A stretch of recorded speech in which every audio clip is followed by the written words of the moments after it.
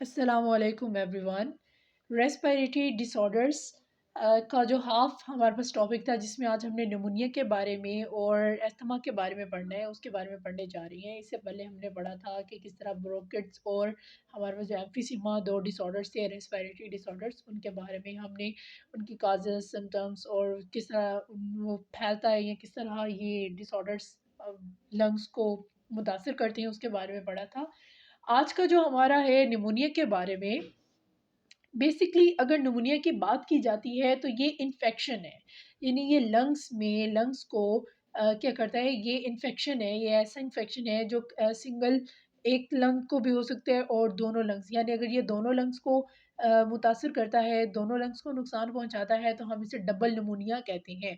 इसको काज करने वाला एक सीरियस बैक्टीरियम है जिसे स्ट्रेप्टोकोकस न्यूमोनाई कहते हैं। ये बैक्टीरिया निमोनिया फैलाता है, दोनों लंग्स में फैलाता है, जिसे हम डबल निमोनिया कहते हैं। कुछ फंगस की वजह से भी यानी निमोनिया हो सकता है, यानी सांस लेते हुए अक्सर कोई फंजाई का कुछ ऐसा एलिमेंट हमारी बॉडी में अगर चला जाता है, लंग्स के पास चला जाता है, तो वहाँ पर निमोनिया जैसी ये डिजीज़, ये डिसऑर्डर हो सकता है। और वायरल इन्फेक्शंस भी, जैसे कि पहले बात की गई है, ये इन्फेक्शन है जो लंग्स को बहुत ज़्यादा मुतासिर करता है।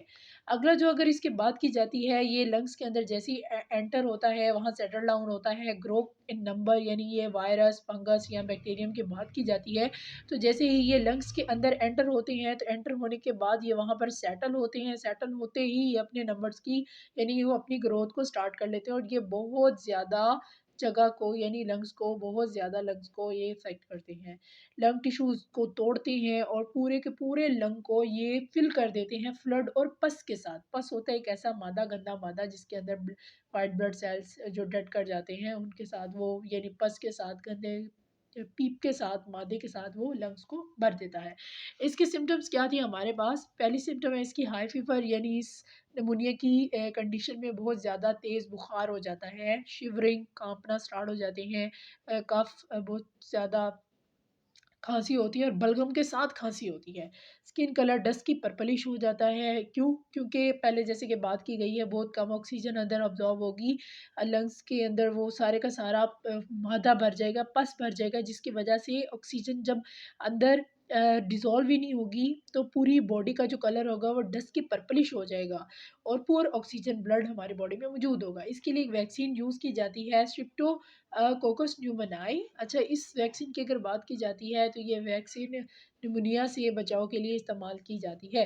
एंटीबायोटिक्स भी बहुत सी इस्तेमाल की जाती है। अच्छा, आज से 2 दहाई पहले की अगर बात की जाती है, तो आज से पहले दौर में जब इसकी एंटीबायोटिक्स मौजूद नहीं थी या ये यूज़ नहीं की जाती थी, या निमोनिया की कंडीशन के बारे में इसे अच्छे से ट्रीट नहीं किया जाता था, इसके मेडिकेशन की जो ट्रीटमेंट की जो टर्म्स थी वो अच्छे से पूरी नहीं की जाती थी, तो बहुत से लोग मर जाते होते थे। यानी निमोनिया एक ऐसी डिजीज़ है जिससे लोग क्या हो जाते थे, मर जाते थे। नेक्स्ट हमारे पास है अस्थमा।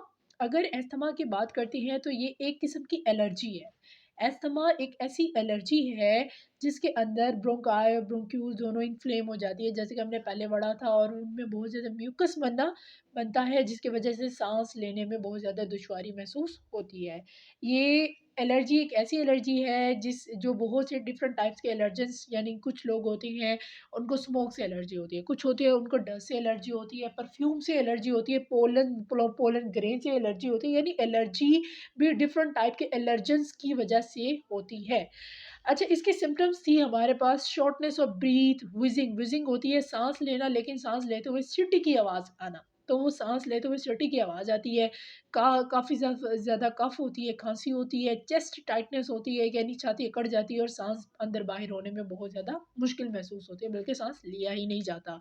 इसके मेडिकेशन के लिए ऐसी मेडिसिन्स यूज़ की जाती है, ऐसे केमिकल यूज़ किए जाते हैं जो ब्रोंकाई और ब्रोंक्यूल को क्या करती हैं, बहुत ज़्यादा डायलेट करते हैं, यानी आसानी से, ताकि उनके अंदर से गैसेस क्या हो सके, एक्सचेंज हो सके। और इन्हेलर्स यूज़ किए जाते हैं, यानी कि अस्थमा की बीमारी में इन्हेलर्स का इस्तेमाल किया जाता है, केमिकल्स को डायरेक्ट मुँह की मदद से लिया जाता है और हमारे लंग्स को, ये ब्रोंकाई और ब्रोंक्यूल्स को क्या करते हैं, डायलेट करते हैं, ताकि उनके अंदर से ऑक्सीजन और वो जो डिफरेंट गैसेस है, कार्बन डाइऑक्साइड है, ये दोनों अच्छे से इनहेल और एक्सहेल हो सके। तो आज के लिए हमारा ये नेक्स्ट था, जिसके अंदर हमने निमोनिया और अस्थमा को डिटेल से पढ़ा।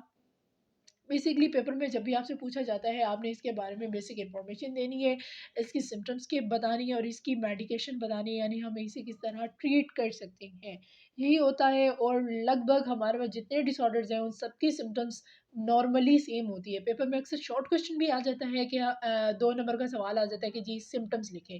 तो अगर आपको सिम्टम्स तब दिमाग में नहीं आ रही कि एग्ज़ैक्ट सिम्टम्स क्या है, लेकिन क्वेश्चन छोड़ने से अच्छा है आप कुछ ना कुछ लिख दें। तो यहाँ हर किसी की राउंड अबाउट सिम्पटम्स क्या है, सभी की सेम है, शॉर्टनेस ऑफ ब्रीथ है, व्हीजिंग है, कफ है, इसी तरह है। तो ये आप ये बहुत अच्छे से अटेम्प्ट अपना क्वेश्चन कर सकते हो और ये अक्सर पेपर में लॉन्ग क्वेश्चन भी आता है।